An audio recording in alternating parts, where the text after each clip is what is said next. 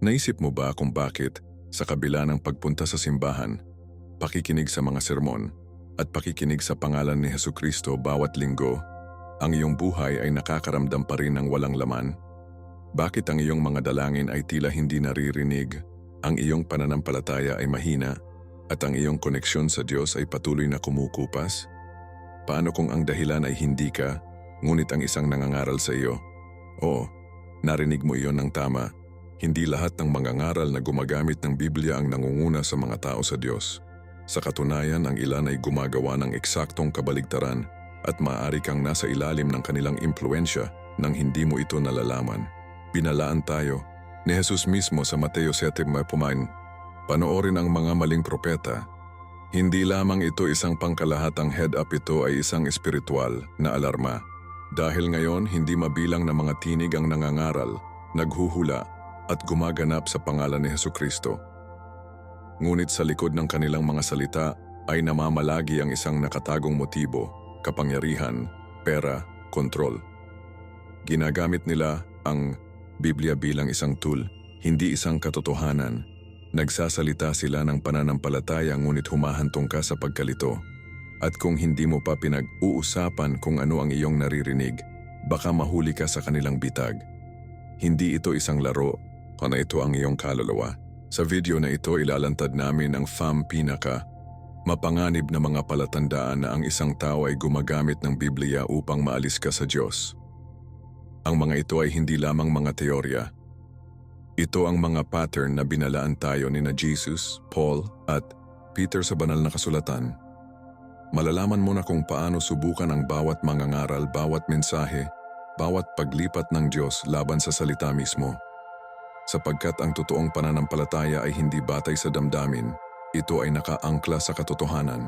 At kapag naiintindihan mo ang mga palatandaang ito, ang iyong mga espiritual na mata ay magbubukas tulad ng dati.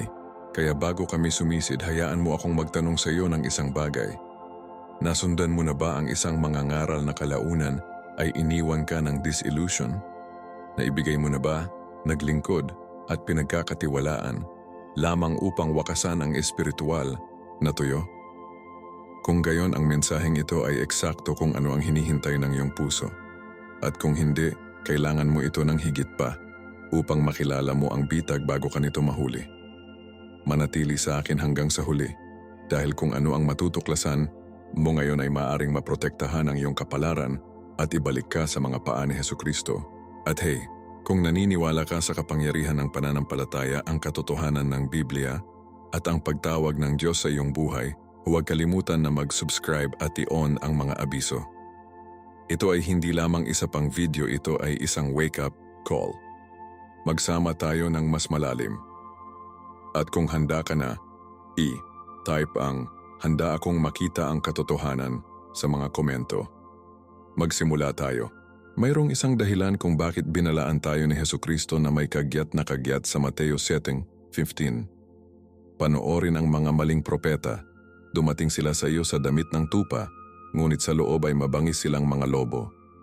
Ito ay hindi lamang isang patula na talinghaga. Ito ay isang tawag sa alerto sa espiritual. Kita mo, hindi lahat ng nangangaral gamit ang Biblia ay tunay na naglalakad kasama ang Diyos. Tama iyon, dahil ang isang tao ay may hawak ng mga banal na kasulatan at binanggit ang mga taludtod na may autoridad, ay hindi nangangahulugang sila ay pinahiran ng banal na espiritu. Sa katunayan, ang ilan sa kanila ay napakalayo sa puso ng Diyos. Pinagkadalubhasaan nila ang sining ng tunog na banal, ngunit ang kanilang misyon ay walang kinalaman sa pagpunta sa iyo na mas malapit sa pananampalataya o sa mga bisig ni Hesukristo. Ang kanilang tunay na layunin, kapangyarihan, pera, paghanga, anuman kundi ang katotohanan ng Ebanghelyo. Larawan ito. Isang mangangaral na nakatayo sa entablado, Biblia sa kamay, nanginginig ang boses na may pagnanasa. Ngunit sa likod ng mga eksena, tinatrato nila ang sagradong salita ng Diyos tulad ng isang script para sa pagmamanipula. Alam nila ng eksakto kung aling mga taludtod ang gumalaw ng emosyon, na ang mga parirala ay maaaring unlock ang iyong pitaka, at kung aling tono ang gumagawa ng mga ito tulad ng isang sisidlan ng banal na autoridad. At gayon paman, ang kanilang personal na buhay, nakatago sa mga anino. Ang kanilang mga motibo, nakatali sa ego. Ang kanilang mga sermon, dinisenyo upang mapanatili kang naaaliw, hindi na bago. Ito ay espiritual na teatro at nakalulungkot. Marami ang hindi sinasadya na bumili ng mga upuan sa harap ng hilera. Kung hindi mo pa pinag-uusapan kung sino ang nagpapakain sa iyong kaluluwa, baka nasa ilalim ka ng isang banayad na spell. Ngayon maging malinaw, hindi lahat ng mangangaral na nagkamali ay hindi totoo. Namin ang lahat ng kaluwalhatian ng Diyos. Ngunit may pagkakaiba sa pagitan ng pagkakamali ng tao at sinasadyang panlilinlang. Ang huli ay nagsusuot ng isang mask ng kabanalan upang makakuha ng impluensya. Ang mga taong ito ay hindi lamang nalilito, kinakalkula nila. Ginagamit nila ang Biblia, oo, ngunit bilang isang tool lamang upang makuha ang gusto nila.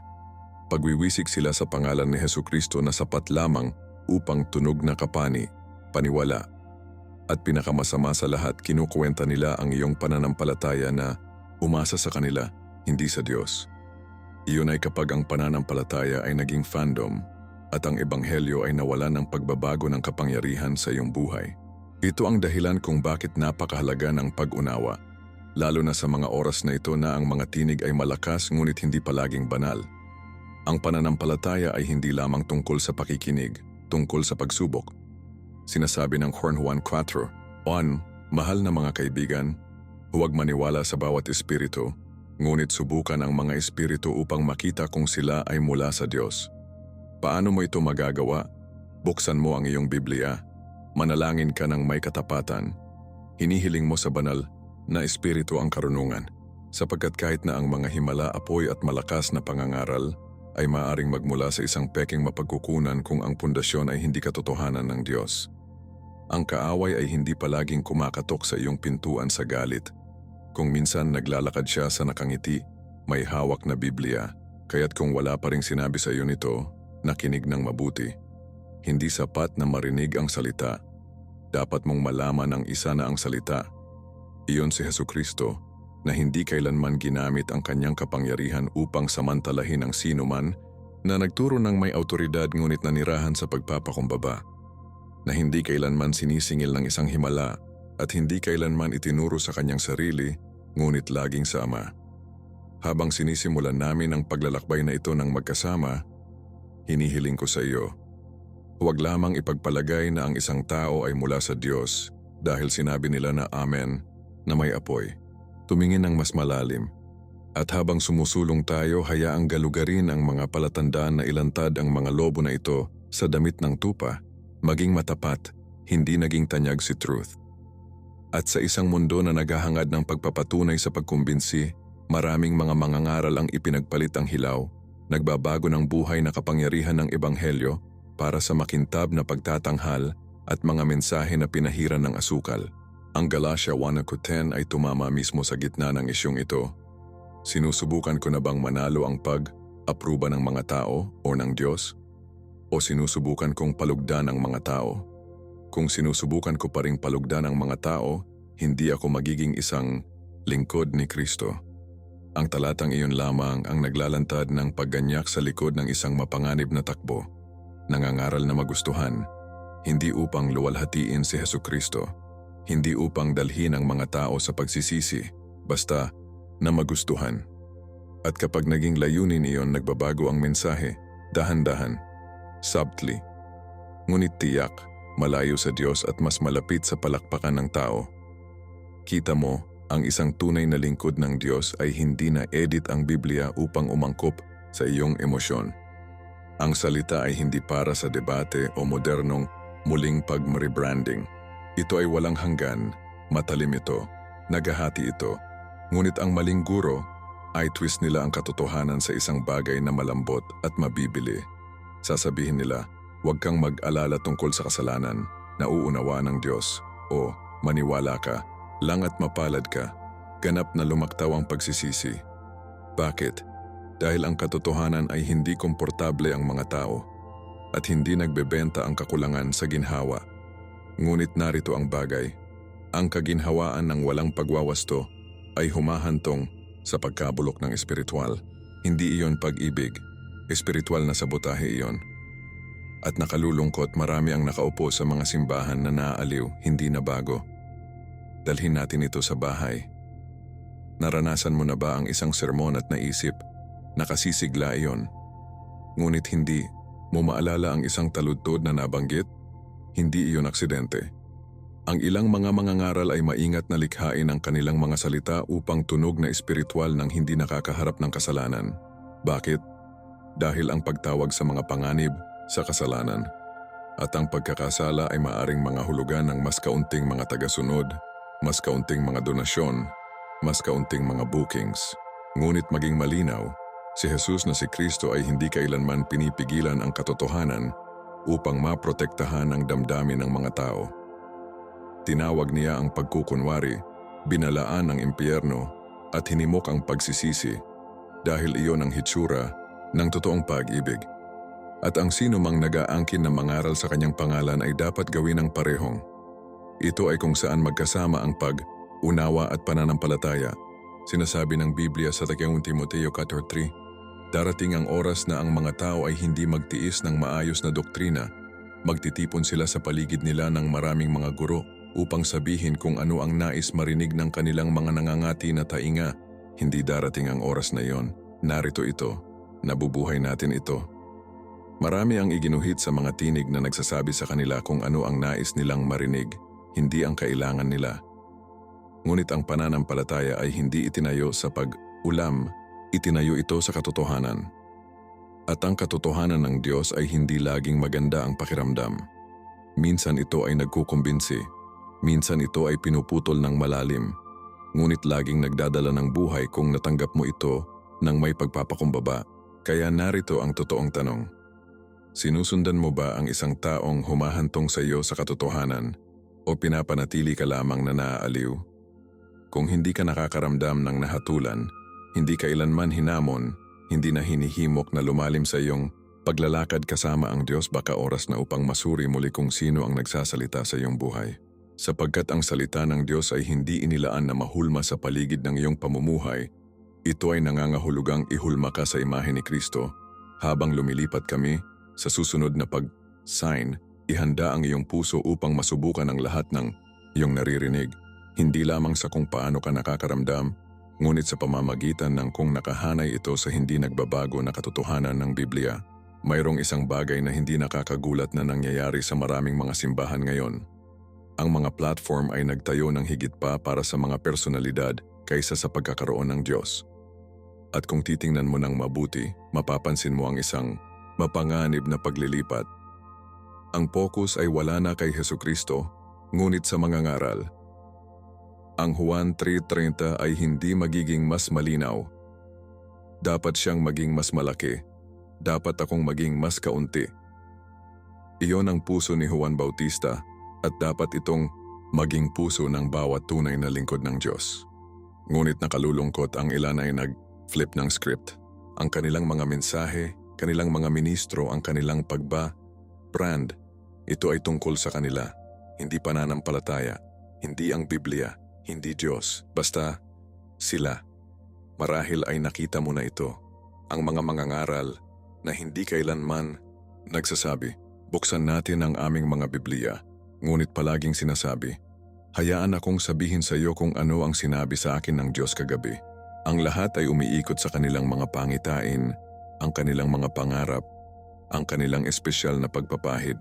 Nagsasalita sila tulad ng mga ito lamang ang may pag-access sa langit, tulad ni Hesukristo na bumubulong ng mga lihim sa kanila at sa kanila lamang.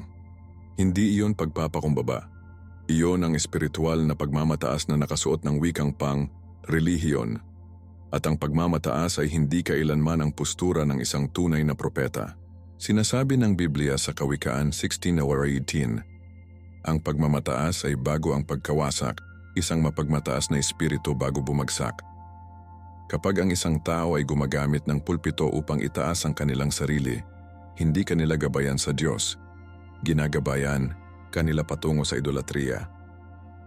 At lumala ito, ang ilan kahit na humihiling ng katapatan na parang hindi sumasang, ayon sa kanila ay pantay sa paghihimagsik laban sa Diyos. Huwag hawakan ang pinahiran. Sinabi nila, Armasais ang banal na kasulatan upang patahimikin ang pananagutan. Ngunit maging totoo tayo, kahit sino na tunay na sumusunod kay Hesukristo ay nag-aanyaya sa pagwawasto. Hindi sila nagtatago sa likod ng mga pamagat. Nagsisilbi sila ng may pagpapakumbaba. Si Paul, ang apostol na sumulat ng karamihan sa Bagong Tipan ay tinawag ang kanyang sarili bilang isang lingkod. Ngunit ngayon, nakikita natin ang ipinahayag sa sarili na mga apostol at mga propeta na nabubuhay tulad ng mga kilalang tao. Malaking yugto, kumikislap na ilaw, damit ng taga-disenyo, lahat habang nangangaral tungkol sa sakripisyo.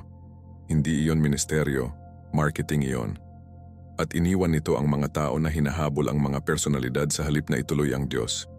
Hayaan akong maging malinaw. Hindi mali na pahalagahan ang isang mabuting mangangaral. Mas okay na parangalan ang mga nagtatrabaho sa salita. Ngunit kung ang iyong pananampalataya ay nakaangkla sa kanila at hindi kay Jesus, may problema. Kapag ang isang mangangaral ay naging tatak, ang pansin ang pamantayan ay lalabas. Sapagkat alam ng kaaway na hindi niya masisira ang simbahan mula sa labas, kaya't lumusot siya mula sa loob, lumilipat ang kaluwalhatian mula sa Diyos sa tao. At marami, nang hindi napagtanto ito, ay pinangunahan hindi sa mas malalim na pakikipag-ugnay sa Ama, ngunit sa mas malalim na paghanga ng isang tao. Kaya sa susunod na marinig mo ang isang tao na nagsasabing, tanging dinadala ko ang mensaheng ito, o wala nang ibang nangangaral na katulad ko, pause. Tanungin ang iyong sarili. Itinuturo ba ako ng taong ito kay Jesus o hinila ako sa kanilang sarili? Dahil ang isang tunay na mangangaral ay mawawala sa likod ng krus. Ang kanilang layunin ay hindi susundan, ngunit upang akayin ka sa isang karapat dapat na sundin. Habang lumilipat tayo sa susunod na sign, manatiling matalim. Dahil kung ano ang susunod ay isa sa mga pinakakaraniwang traps sa mga modernong simbahan, at lahat ito ay nakabalot sa pangalan ng pagbibigay. Ang isa sa mga malinaw na palatandaan na ang isang mangangaral ay hindi tunay na naglalakad kasama ang Diyos ay kapag ang Biblia ay naging isang tool sa negosyo sa halip na isang sagradong gabay. Ang pangalawang Pedro 2:3 ay inilalantad ng malinaw ang taktika na ito. Sa kanilang kasakiman ang mga guru na ito ay sasamantalahan ka ng mga gawaing gawa. At iyon mismo ang nangyayari ngayon. Ang mga sermon ay naging mga pitches ng benta, maghasik ng isang binhi para sa iyong himala. Mag-donate ngayon at i-unlock ang iyong tagumpay. Ito ay banayad sa una, balabal sa espiritual na wika. Ngunit hindi nagkakamali, hindi ito tungkol sa pananampalataya. Tungkol ito sa pananalapi. Hindi ito tungkol sa ebanghelyo ni Hesukristo. Ito ay tungkol sa paglaki ng personal na imperyo ng isang tao. At nakalulungkot marami ang nahuhulog para dito dahil hindi nila napagtanto na ang tunay na mga pagpapala ng Diyos ay hindi mabibili. Maging totoo, oo, pinag-uusapan ng Biblia ang kabutihang loob. Oo, ang pagbibigay ay isang bahagi ng pagsamba. Ngunit kapag ang bawat mensahe ay nagtatapos sa isang pakiusap para sa pera, kapag ang bawat makahulang salita ay nakatali sa isang donasyon, kung ang bawat himala ay isang pagbabayad lamang, may mali. Si Jesus ay nag-flip ng mga talahanayan sa templo hindi dahil ang mga tao ay nagbibigay ng mga handog, ngunit dahil naging isang bahay ng panalangin sa isang pamilihan. Mateo 12:13. Isipin kung paano siya magiging reaksyon ngayon, ang paglalakad sa mga simbahan kung saan ang handog na sandali ay nakakakuha ng higit na hype kaysa sa sermon. Hindi iyon ministeryo, ang pagmamanipula nito. At ito ay pagbaluktot ng puso ng Diyos. Ang ilan ay nangangako pa na ang iyong pinansyal na regalo ay magagarantiyahan sa iyong pagpapagaling, iyong promosyon o kaligtasan ng iyong pamilya. Hindi lamang iyon hindi biblikal, mapanganib ito. Ang Diyos ay hindi isang vending machine. Hindi ka maaaring magpasok ng pera at asahan na ilipat siya sa iyong mga termino. Ang totoong pananampalataya ay hindi nagbibigay upang makuha. Nagbibigay ito ng pag-ibig, pagsunod, at tiwala sa pagkakaloob ng Diyos. Alalahanin ang balon na nagbigay ng 2 maliit na barya.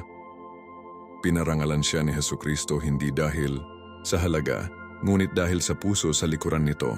Marcos 9:41-44. Ngunit ang mga maling guro ngayon ay nag-twist sa kwentong iyon upang sabihin, bigyan tulad ng balo, at panoorin kung ano ang gagawin ng Diyos, na parang ang pagpapala ay palaging transactional.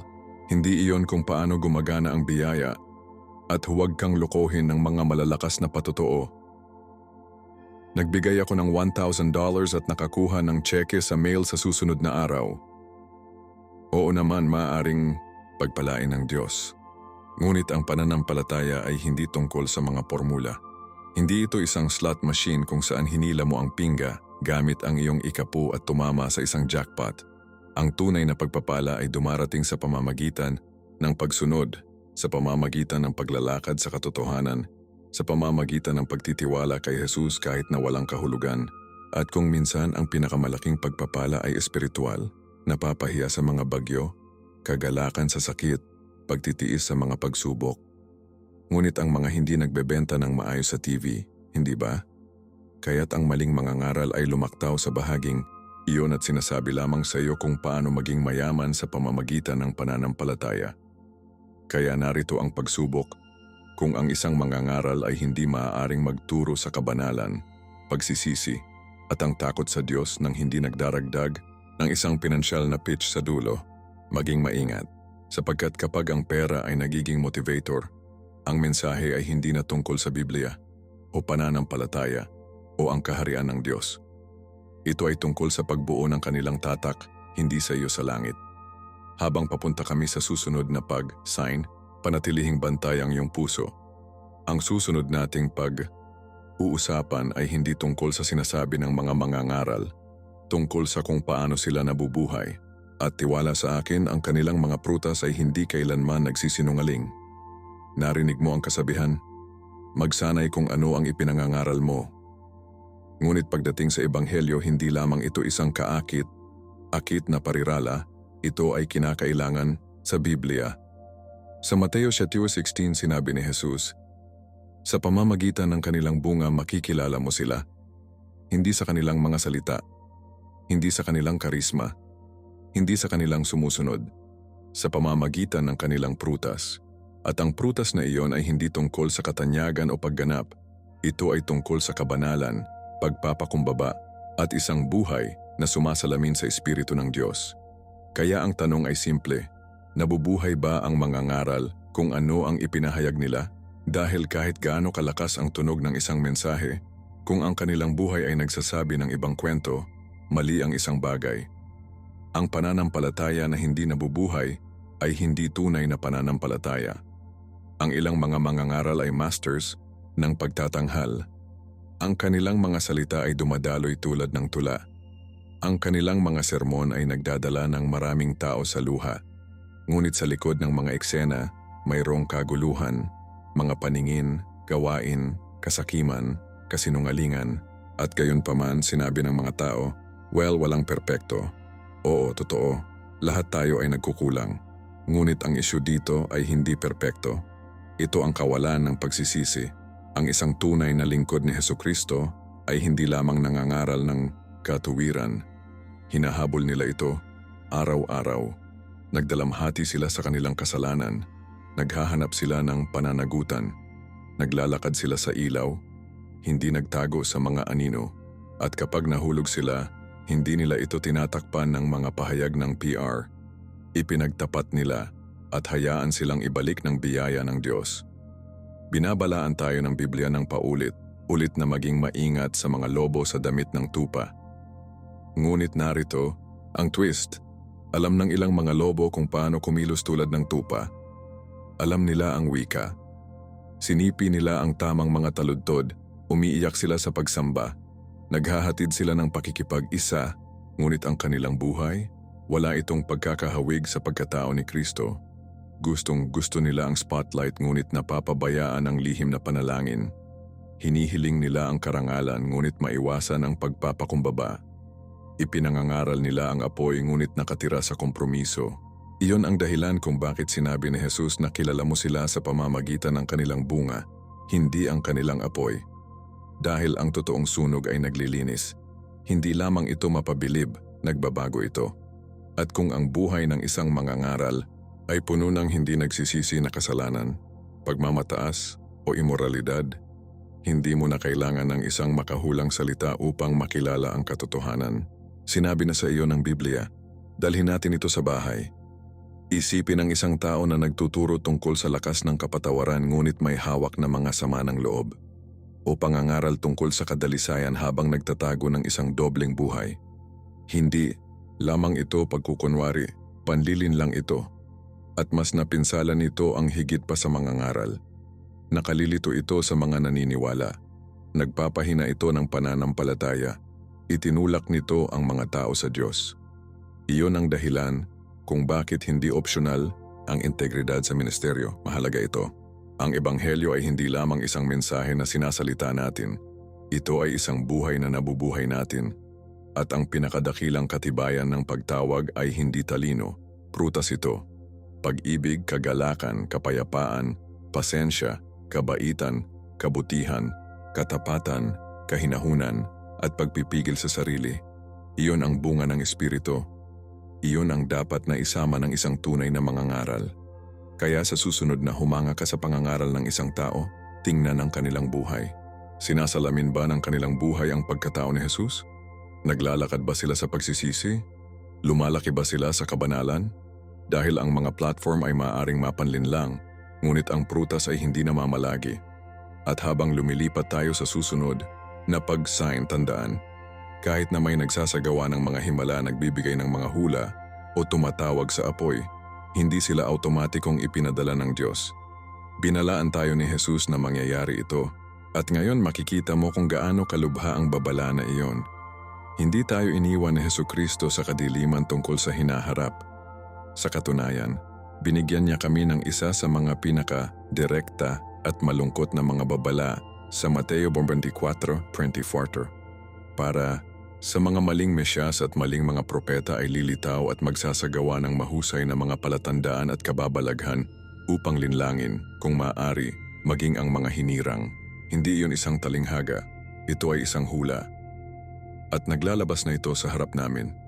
Hindi ito ang iyong karaniwang mga scammers. Mapanghikayat sila. Charismatic. Dumating sila ng mga himala, pangitain, mga paghahayag mula sa Diyos. At nakalulungkot marami kahit na ang mga napapanahong mananampalataya ay iginuhit. Bakit? Dahil tinuruan tayo na iugnay ang kapangyarihan sa katotohanan. Ngunit nilinaw ni Jesus, hindi lahat ng supernatural na pagpapakita ay nagmula sa Diyos. Ang pananampalataya ay dapat palaging nakaugat sa salita, hindi lamang sa kung ano ang mukhang kahanga-hanga. Harapin natin ito, nakatira kami sa isang henerasyon na nahuhumaling sa mga palatandaan. Ang mga tao ay naglalakbay milya upang dumalo sa mga himala ng miracle.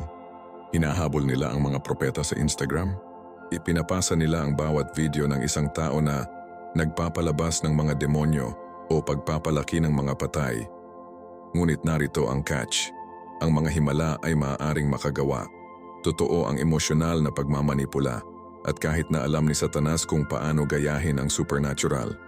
Sa Exodus 7, ang mga salamangkero ni Paraon ay nag-replicate ng ilan sa mga himala ni Moises.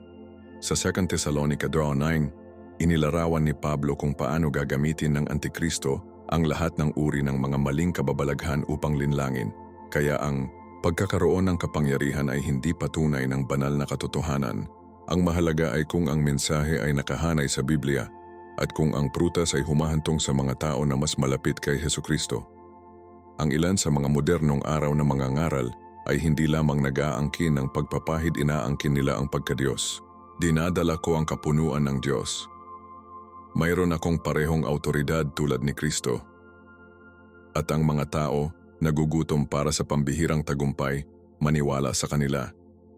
Hindi nila sinubukan ang mga espiritu. Hindi nila hinahanap ang mga banal na kasulatan. Sumusunod lang sila. Ngunit binalaan tayo ni Jesus tungkol sa eksaktong bitag na ito. Hindi sapat na makaramdam ng isang bagay sa isang serbisyo. Hindi sapat upang masaksihan ang isang tinatawag na pagpapagaling. Kahit na ang mga hinirang o kahit na matalik na tapat na mananampalataya ay maaaring malumbay kung titigil sila sa pag-angkon ng kanilang pag-unawa sa Biblia. Ang salita ng Diyos ang iyong filter. Kung wala ito sa banal na kasulatan, hindi mahalaga kung gaano ito tunog. Hindi ito mula sa Diyos. Kapansin-pansin din na ang mga maling propeta na ito ay madalas na gumagana sa mga pattern. Umaasa sila sa hindi malinaw na mga hula.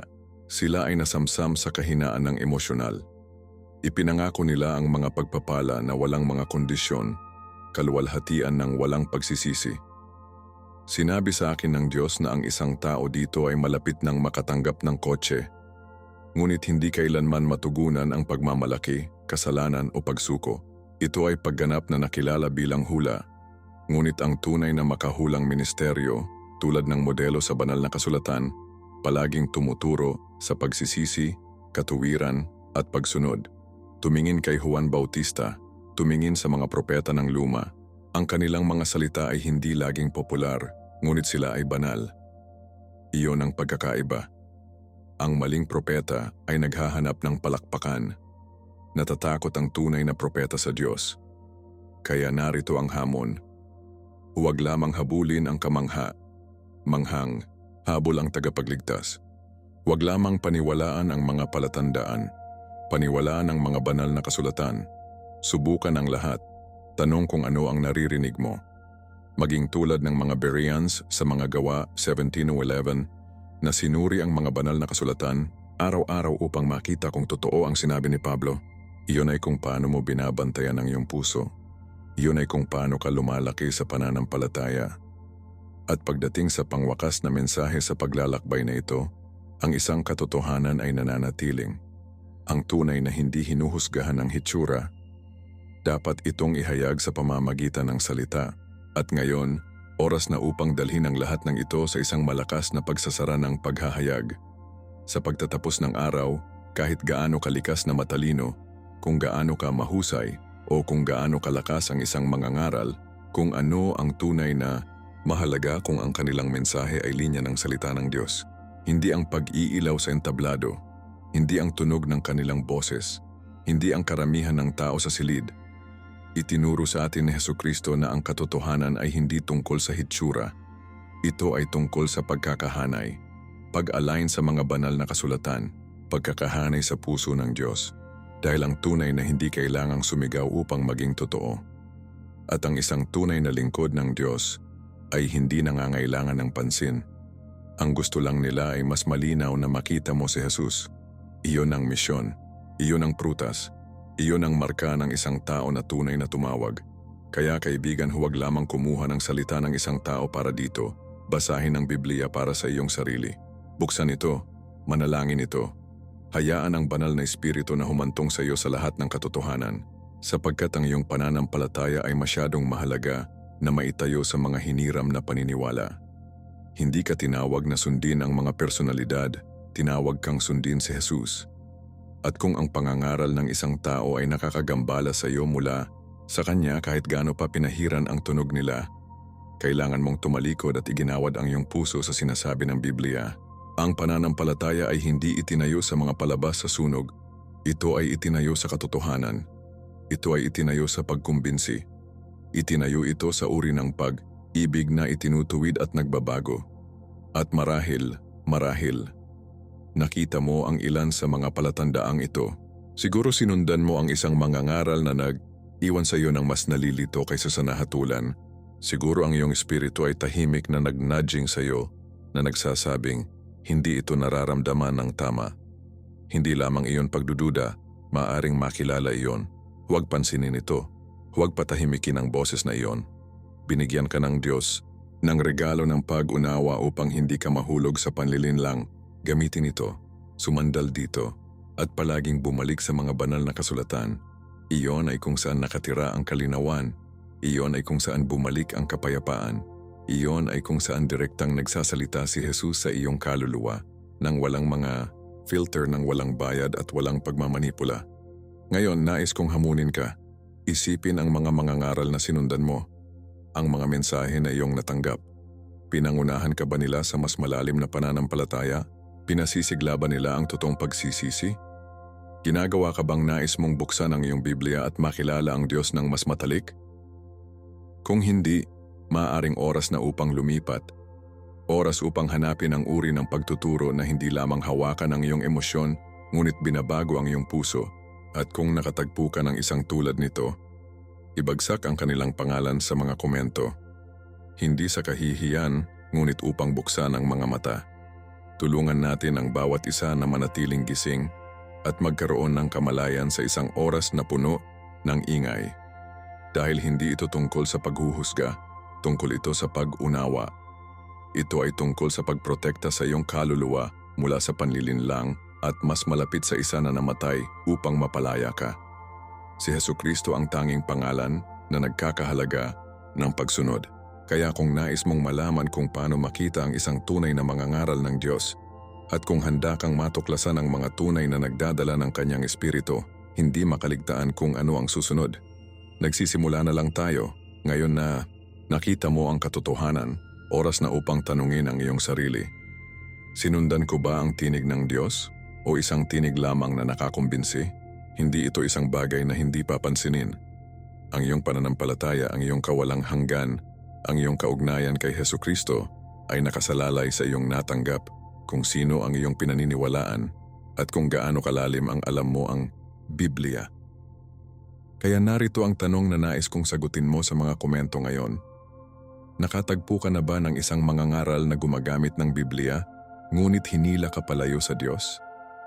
Ang iyong kwento ay maaaring makatulong sa ibang tao na magising at kung binuksan ng mensaheng ito ang iyong mga mata, kahit na kaunti lamang, huwag itong itago sa iyong sarili. Ibahagi ito sa isang kaibigan, isang miyembro ng pamilya, o isang taong maaaring nakaupo sa ilalim ng maling tinig. Maaari itong makatipid ng pananampalataya ng isang tao. At huwag kalimutan na mag-subscribe sa pindutan na iyon at i-on ang mga abiso dahil hindi mo nais na makaligtaan ang susunod na video. Ang darating ay maaaring ganap na mabago ang paraan ng pagkilala mo sa katotohanan sa mga huling araw na ito. Susunod up, ay click ang video sa iyong screen ngayon upang alisan ng takip ang higit pang mga espiritual na traps na mukhang banal, ngunit malayo sa Diyos. Ako si Marco, salamat sa panonood. Manatiling nakaugat sa pananampalataya, manatiling saligan sa salita, at hindi tumitigil sa paghanap ng tinig ng pastol. Magkita tayo sa susunod.